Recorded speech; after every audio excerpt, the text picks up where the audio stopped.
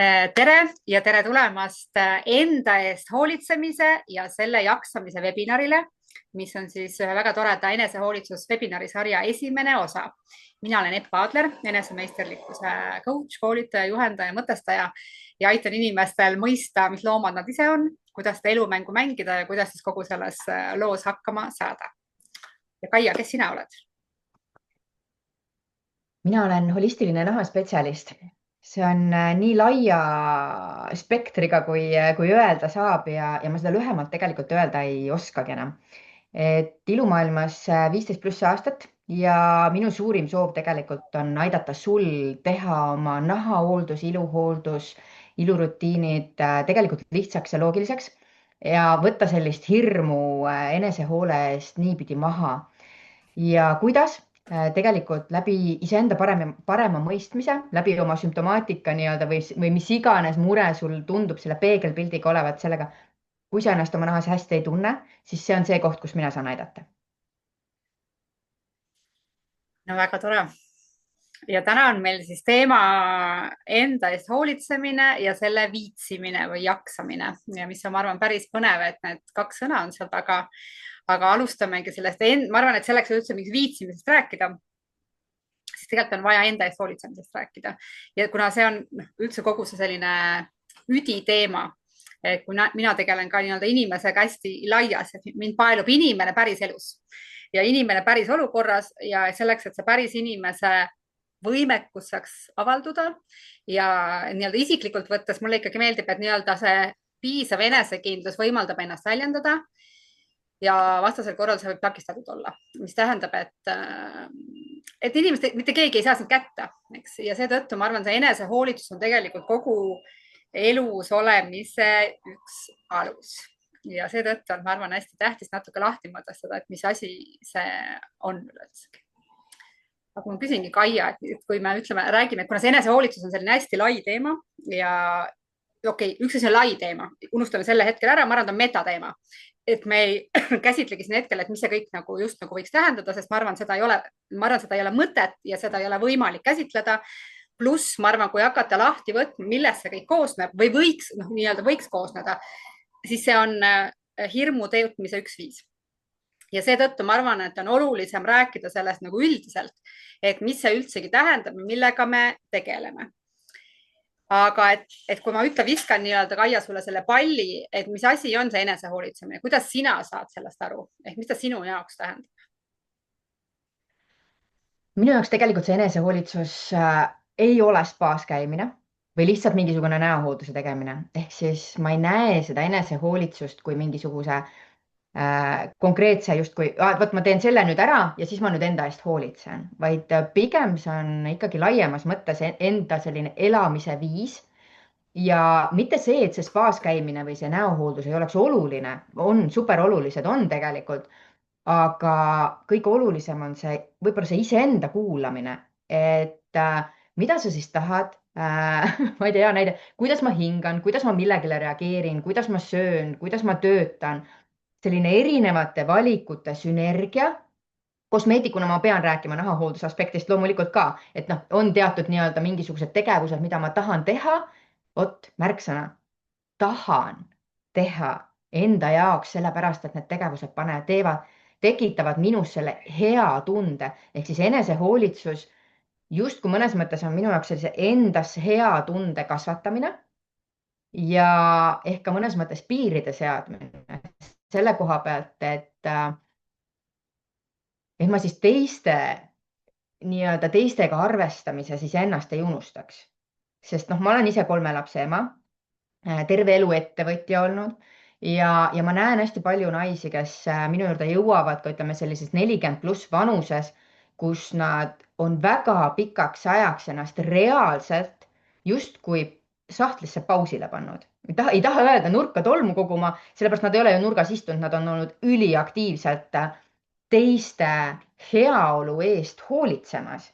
Aga kuhu sa ise oled vahepeal jäänud? Ehk siis selline enesehoolitsuse üks sügavamaid aspekte minu jaoks on selline iseendale pühendumine. Isegi kui see võib-olla tähendab mõnikord ei ütlemist, sugugi mitte ideaalne olemist. Et isegi kui sinu see ei või sinu see mingisugune loobumine, mõnes mõttes loobumine tähendab võib-olla teiste provotseerimist. mul see hea näide just viimasest nädalavahetusest, kus ma tundsin tegelikult ise isiklikult, et kui ma võtsin endale aja, siis tegelikult see trigerdas minu ümber olevaid inimesi, et oot-oot-oot, kuhu ma nüüd lähen või mis ma nüüd teen. aga tegelikult ma ütlesin ju endale ja. et see on üks viis enda eest hoolitseda nii-öelda, aga see on selline süsteem ikkagi jah, et natukene siit, natukene sealt, nagu mulle meeldib rääkida sellest pusletükkide maailmast, et tuleb lihtsalt enda jaoks need sobivad tükikesed leida, mis iseendal seda rõõmu tekitavad.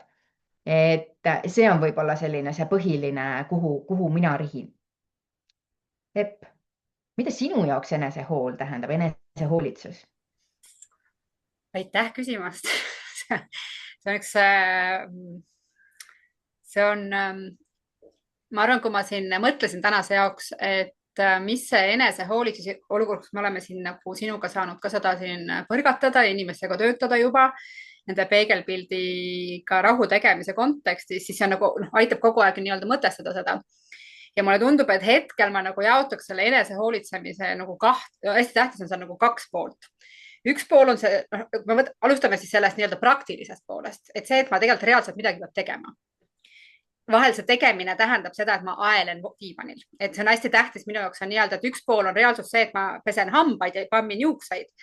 Aga vahepeal on täpselt samamoodi võib olla ka see, et tegelikult võib-olla ei ole vaja hambaid pesta 10 korda päevas või ei ole vaja neid juukseid kammida 20 korda päevas.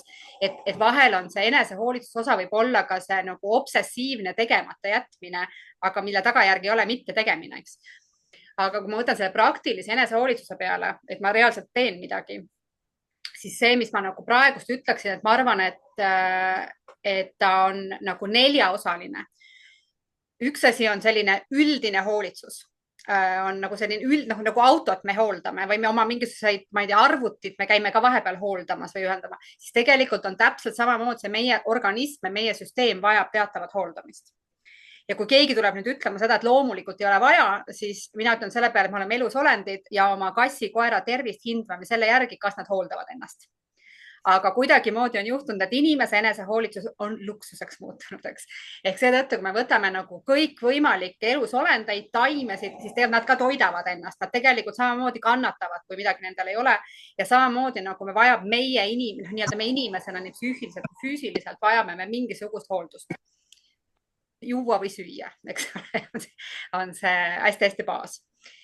Aga kui ma lähen nüüd nii-öelda sinna kultuurilisse aspekti, et me elame siiski elus, siis ma arvan, et see praktiline enesehoolitsus annab meile pause, ta on pausi võimalus, et ma lähengi teadlikult, võtan hetke ja ma katkestan selle stressi ära, ma katkestan selle mure ära, ma katkestan selle mingisuguse selle mõttevoolu nagu, eks ju, ära.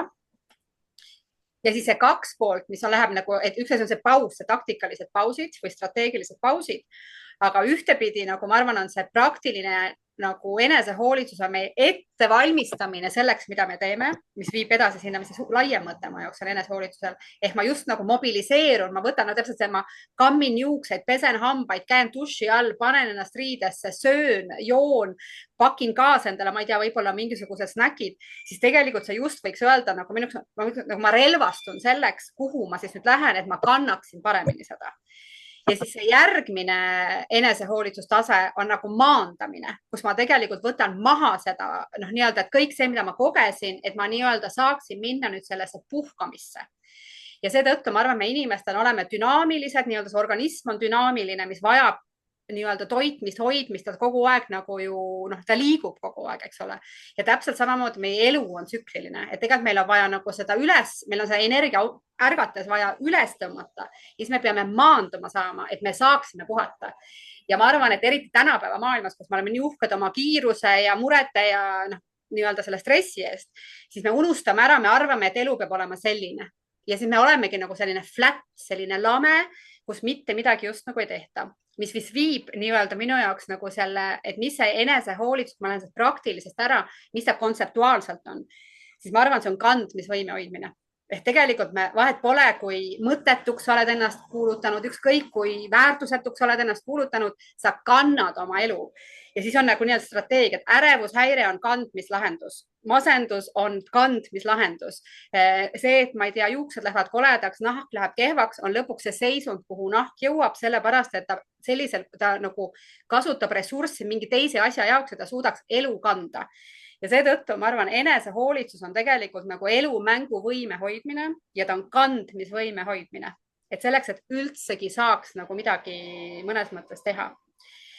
Ja kui me lähme nagu, et mis ma näen, mis need probleemid on, siis ma arvan, see enesehoolitsuse teadvustamine, ma arvan, see, mida me nagu hästi ägedasti nagu koos teeme, on nagu, see võib kõlada praegu natukene nagu, on ikkagi see nii-öelda ohvrist nagu agentseks, aktiivseks oma elu peategelaseks saamine.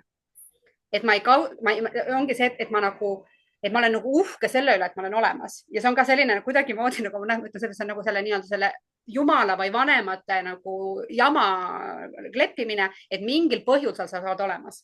Ja kuna ma olen olemas ja siin ja praegu, siis ma selles mõttes nagu väärin mingisugust hoolitsust. Ja ma ei vääri seda mitte ainult enda pärast, vaid ma väärin tegelikult, ma arvan, seda ka teiste pärast. Et kui siin Kaia tõi väga hästi välja see, et tihtipeale tore väljend, et olengi sahtlisse ennast pannud, et ma panen nagu mina sahtlisse, aga siis ma olen see ema ja töötaja ja ma ei tea, naaber ja ma olen võib-olla hästi palju neid rolle, aga just nagu see üdimina, kes siis tegelikult see nii-öelda südamik sellel lillekesel on sahtlisse pandud ja see on see osa, kes mind paelub, eks, et kuidas see nii-öelda, aga taaskord see lill saab ainult särada tänu sellele, et mingi see südamik on, sest kroonlehed kukuvad muidu maha, kes need kukuvadki maha, eks ju, siis kui ta liiga unarusse jääb. Ja seetõttu nii-öelda selle oma elu peategelane olemine on, ma arvan, et see on respekti küsimus, et ma arvan, et baasenesehoolitsus on minu arvan respekteerimise ja austamise küsimus, et ma respekteerin ennast selleks, et ma oleks võimeline respekteerima teisi ja et ma suudaksin respekteerida see elu, kus me siis koos toimime. Ehk tegelikult see unarus, see väsinud inimene, kes ei hoolitse enda eest, siis me saame kokku ja siis ta kurdab mulle, et oi, ma olen nii väsinud ja ma ei viitsi midagi teha. See on täiesti mitte respekteeriv suhtlemine. Ehk seetõttu võib juht nagu see nagu ja see viibki mind sinna, et mis ma näen, mis see põhiprobleem on see, et kuidagimoodi on juhtunud, et mulle vahel tundub, et enesehoolitsus on muutunud luksuseks või siis kohustuseks. Ja need on kaks väga vastikut sõna. Ehk see luksus on asi, mida ma teen siis, kui mul tõesti enam mitte midagi muud teha pole, raha on hästi palju ja me just nagu täpselt, siis ta muundubki just nagu spaaks.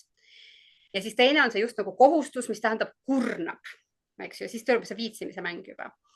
Ja samamoodi selle luksusega kaasneb mõte, et ma teen neid asju selleks, et saada kellekski teiseks. Ja see on see, mis mul see mõte täna tuli, et kuidagimoodi on see enesehoolitsus liiga paljude inimeste, ma näen nagu inimesed, kellega ma töötan, liiga paljude inimeste peas tundub enesehoolitsus ebaloomulikuna ja mittehoolitsemine tundub loomulikuna. Ja see on üks huvitav probleem, et kuidas me nagu põlvkonniti tegelikult oleme nagu jõudnud sinna, et me arvame, et see, et kass oma mantlit peseb, on nagu loomulik. Aga see, et mina nagu võtan oma nahast, oma juustest, oma kehast, nii-öelda hoian tema võimekust ja toon seda sära välja, siis see on ebaloomulik, sest kuidagimoodi hall, muserdunud katki on kuidagimoodi tundub loomulikum. Ja see on nagu selline üks huvitav, minu jaoks väga huvitav nagu teema, et kuidas me sinna oleme jõudnud, sest see tundub mulle tohutult eluvastune, tohutult ebaloomulik. Aga õnneks on meie keha ja meie vaim selline, et me tegelikult teame, et see on ebaloomulik ja me tahame. Ja seetõttu me nii-öelda tegelikult on enamus inimesed, ühesõnaga, see on see, mis ma olen kogenud, ma olen oma ema pealt seda näinud, ma olen seda sadade pealt näinud. Enda eest mitte hoolitsemine võtab tohutult palju energiat, sest ma pean veenma ennast, et ma olengi selline vilets. Ja mul ei ole aega ja need teised, kes tegelevad, ju siis nemad on selles mõttes, nendel on midagi üle külla, et neil pole midagi elus muud teha. Aga selline mõttekäik võtab kohutavalt palju energiat.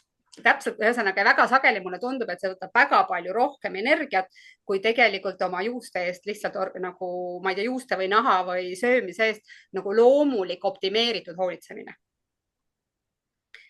ja see on ka selline üks huvitav asi, et kuna me lihtsalt elame kultuuris, kus muretsemine ja stress on uhkuse asi, kuigi me räägime, et me ei taha seda, siis tegelikult väga sageli alternatiivi ei ole inimeste peas, sest teatavasti mitte stressis olemine on, eks ju, laiskuse märk jällegi.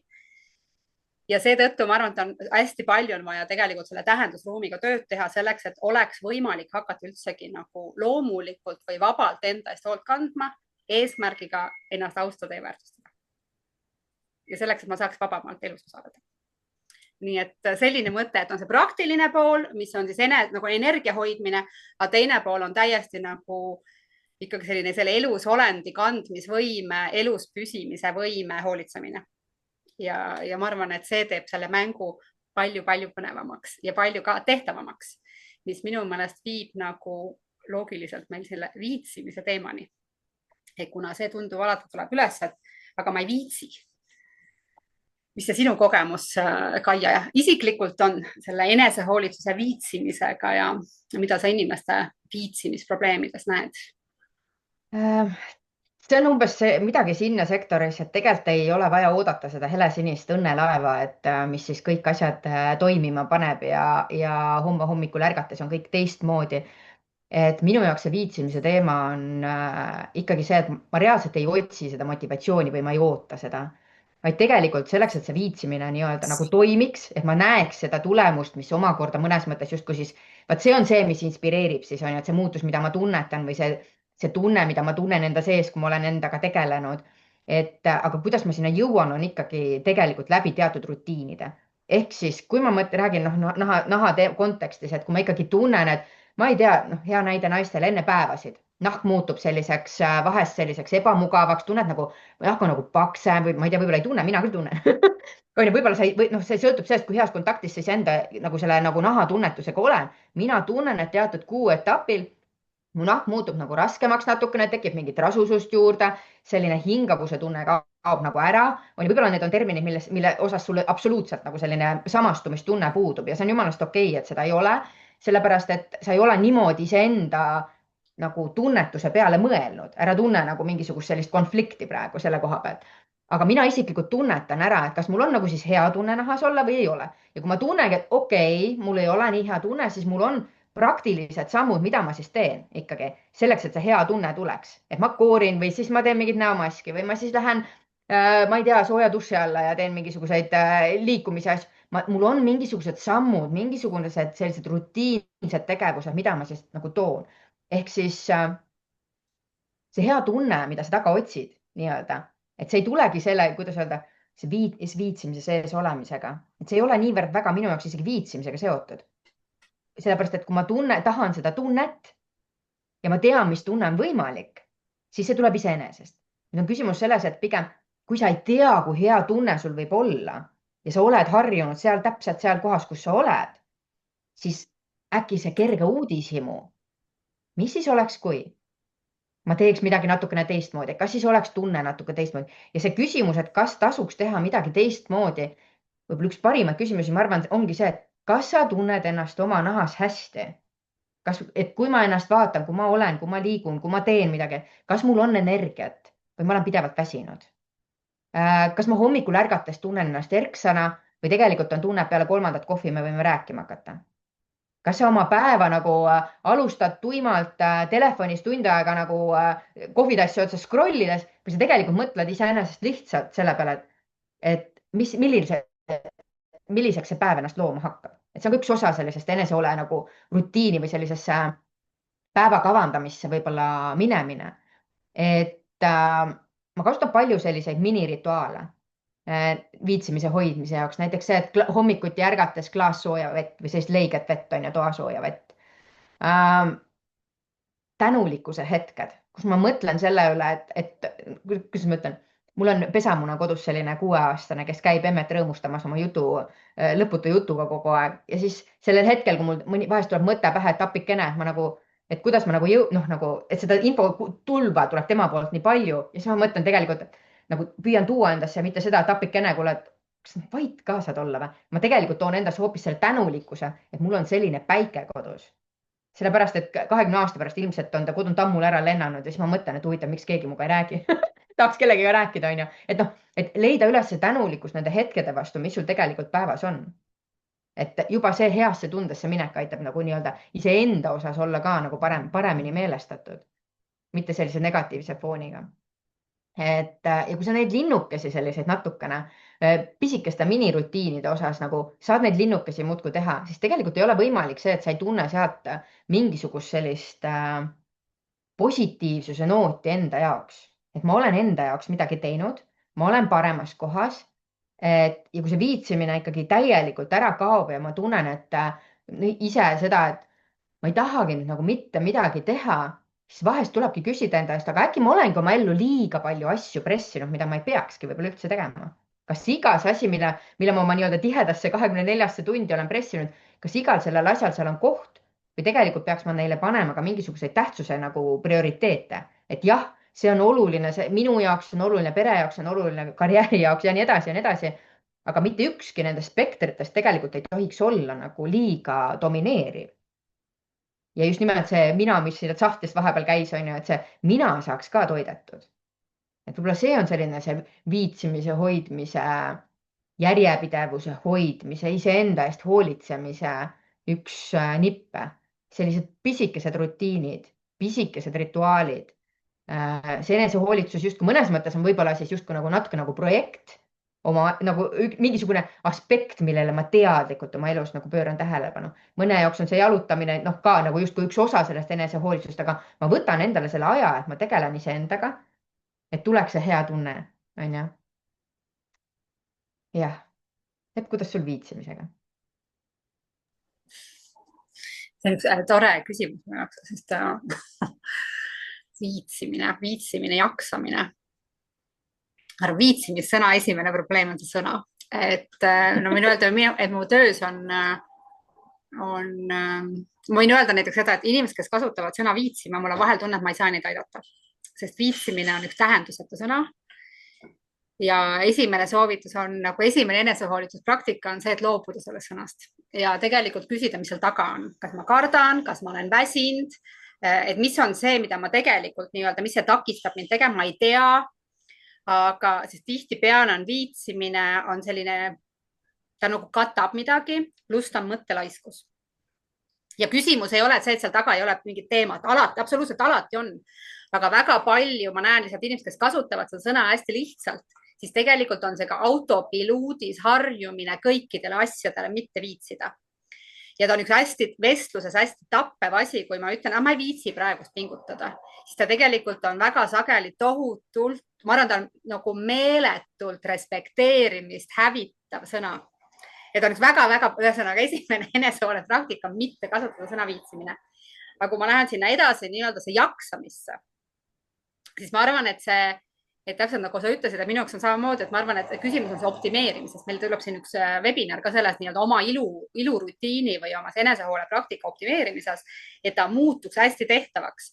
Ja minu see märk on näiteks on seesama, et ta oleks nii tehtav ja nii käes, et isegi sel ajal, kui ma mõtlen, ma täna ei viitsi, siis samal ajal ma juba teen. Et ma ei tea, mul on siin olnud viimasel ajal, et õhtul ei viitsi nõusid pesta ja siis samal ajal, kui ma mõtlen seda, planeerin, kuidas ma täna ei pese, siis tegelikult on need pestud samal ajal. Või samamoodi, et ma mõtlen, et see mõtlemine sellest võtab sama palju aega tihtipeale, kui selle mingi väikse asja tegemine, eks. Ja seetõttu on vaja otsida seda oma süsteemi. Et see on see, mida ma arvan, mida me teeme, et on see, et loomulikult meil on omad süsteemid ja meil on see oskus seda süsteemi abistada, aga on vaja leida süsteem, mis sind kannab. Need asjad, mis sind kannavad, mitte küsimus ei ole, et on olemas mingisugused ainuõiged toimivad asjad, mingid universaalid. Et mina olen selles mõttes kindlasti see, kes ei õpeta nii-öelda, et kuidas teha, vaid pigem on küsimus on see, et kuidas sina käid. On see lähtekoht on ikkagi see, et kuidas sina käid, on hästi tähtis nagu element. Täpselt ongi nagu, et ma arvan, kõikide inimeste päevade eelne seis on täiesti erinev. Et seal on mingisugused ühendavaid elemente, aga see on jälle see koht, et on vaja teada, kuidas minul käib see ja mis siis see mind toetab või samamoodi minul on vahepeal vaja ja ma võin öelda, et minu enesehoolitsuspraktika, kui mul on kiire aeg, siis ma tean, et ainus asi, mis on number 1 mu nimekirjas, sel ajal mina ei tohi jätta enesehoolitsust ära, sest see on minu allakäigutee kõige kiirem viis. See on ainus viis, kuidas toota oma stressi, kuidas toota oma mingisugust ärevust, on enda hoolitsemine jätta ära. ja see on nagu kõige lihtsam viis endale jõudu anda, on see, et seda ma ei jäta ära. aga siis, kui mul on nagu rahulik aeg, siis ma ei tea, ilma hammaste pesuta õhtu võib vahel olla mul nagu mingi tohutu komm. aga see ei ole mitte praktika, vaid see on sel hetkel teadlik pätivalik. aga see ei ole nii-öelda see, et nagu nii-öelda, kuhu ma nagu mugavusest kogu aeg lähen. ja seetõttu see viitsimisega on see oht, et sa mugavusest lähed sellesse mitte viitsimisse kogu aeg, sest see on lihtsalt esmavalik. ja see on, ma arvan, see üks mõttemuster, millega on nagu vaja tegeleda. aga ma arvan, et viitsimise hoidmiseks on esimene asi on õiget põhjust vaja, et miks ma üldsegi seda teen, et ei tekiks seda vestlust seal peas, et enam-vähem, et miks ma nüüd pean seda tegema või et kas ma nüüd ikkagi, ma ei tea, luban endale seda, et kogu see selline nagu kahtluseid tekitav mõtteviis. aga et kui see eneseväärtustamine ja teiste austamine on see põhjus, siis mulle tundub, et see viitsimine on nagu palju lihtsamalt toimiv. ja samamoodi, et nii-öelda, et kui ma saan aru, et kuna ma tahan oma elu hästi elada ja ma tahan osa olla sellest elust nagu hästi, siis mulle tundub, et vähemalt see on jälle see, et kõigil on individuaalne, mis käivitab meid. minu jaoks käivitab see, et ma tegelikult nagu ma arvan, see elu on piisavalt keeruline, ma ei taha seda iseendale keerulisemaks teha ja seda on hästi palju lihtsam läbida, kui ma olen enda eest hoolitsenud. siis mul on lihtsalt jaksu, nagu visake mulle jama, ma saan hakkama, aga kui ma olen närune, ma olen ise kuidagimoodi nagu selline sorgus. no kas on lihtne viis mind ohvriks teha, kui te mulle mingi jama viskate ja ma olen ise sorgus, ma saan topelt sorgu. ja seetõttu ma tunnen, et kui mul on vaja nagu teha midagi, siis enesehoolitsus on ainus asi, mida ma ei tohi ära jätta ja ma olen avastanud, et kõiki teisi asju saab teha lihtsamalt, aga see oma rutiin on vaja läbi käia.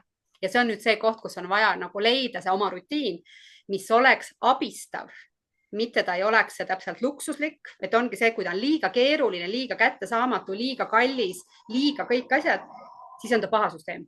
et ta peab olema nagu sul nii-öelda abivahendina kohe võtta ja ta peab toetama ja hoidma, mitte olema lisaprojekt elus, ma arvan. et seetõttu on, nagu ma ütlen, et ma arvan, et see enesehoolitsus peaks olema üks rubriik su plaanis. ja seetõttu, et kui sul on need plaanid, kõik su elukohustused, seal peab olema, see on see, mida ma näen oma praktikas, väga paljudel naistel ei ole rubriiki mina.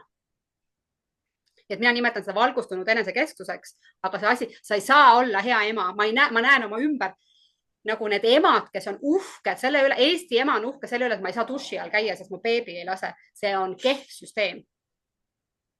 ja see on kultuuriline, sest on mingid teised kultuurid meie lähedal, kus kõik need beebidega ja emad käivad kontsakingadega, mida see Eesti ema ei saa väidetavalt teha, sest Eesti ema peab sorgus olema, eks ole. et seetõttu see on meie peas olev lugu, kui palju ma võin enda eest hoolitseda ja kui palju seda mina võib olemas olla. ja siin on nüüd ka, et mida vähem sa oma minaga tegeled, seda rohkem ta esiplaanil on ja seetõttu ma arvan, mida rohkem temaga tegeleda, seda vabamalt sa saad kõiki neid teisi asju olla. ja see on see, mis võtab ka kokku selle, et miks see enesehoolitsus, tark, nutikas, optimeeritud, süsteemne enesehoolitsus on elu lihtsamaks tegemise viis tegelikult. ja mulle tundub, et meile mõlemale meeldib seda aidata, avastada ja juhendada seda. mulle tundub, et me oleme päris praktilised ja nutikad ka. on ju nii? ja armas Epp, ma olen sinuga 100% nõus, et kogu aeg on selline tunne, muudkui nooguta, aga takka et ja issand, ilusti sa selle sõnastasid, et kui palju tegelikult tuleks just mõtete tasandil selle teemaga ka tegeleda, selle enesehoolega, et küsimus ei ole lihtsalt praktilistes nippides, vaid ka selles mõtteviisis, kuidas ma nagu näen nii-öelda ja tajun seda enda eest hoolitsemist. see on ka see põhjus, miks me tegelikult Epuga seda enesehoolt, ilu, heaolu, võib-olla isegi tervise aspekti nagu sisse tuues seda kogu inimkeha tervikuna nii-öelda põrgatamas siin juba natukene pikemat aega olnud, see on ka ilus fraas. Ja kuhu me tegelikult ju tahame siin ka süvenema kutsuda, sellepärast et meil on juba 14. juunil laupäeval tulemas üli-põnev enesehoole inspiratsioonipäev. Just nimelt selle jaoks, et jagada neid nippe, kuidas seda oma süsteemi siis samm-sammult läbi mõelda, millistele aspektidele tasuks või võiks või peaks, sõltub, kuidas nüüd võtta, see peab on selline nii ja naa sõna, aga anda sulle selliseid neid tööriistasid, neid valikuvõimalusi, ehk et kui sa täna tunned, et su valikutes on üks või kaks või kolm asja, justkui mis läheks nagu nii-öelda selle mina tassi täitmise aspekti alla, et äkki me EPUga saame sulle anda neid juurde niimoodi, et sul oleks nagu valida 10 vahel. Ja mitte see, et sa neid kõiki pead tegema, vaid et sa oskad nagu sealt välja siis selekteerida, julged katsetada, proovida neid asju, mis tegelikult sulle võib-olla selle kõige parema efekti annavad. selle koha pealt, et sa tunneks, et see sinu mina ise päriselt õitseks. on ju? nii et me saadame sulle info, aga 14. juunil on siis enesehoole inspiratsioonipäev. kuna see on hästi praktiline, selle ei pea, et selles mõttes saab täiesti teha terrassil puhates ja endale aega võttes, et saad kuulata lihtsalt, et saad kaasa küll mõelda ja me teeme seal nagu selles mõttes saad kindlasti märkmeid teha, aga et me teeme seda päeva nii, et ta ei ole selline aktiivse osalemisega. et oleks just, et saaksid täiendust ja me saame jagada, aidata sul mõelda oma süsteemi.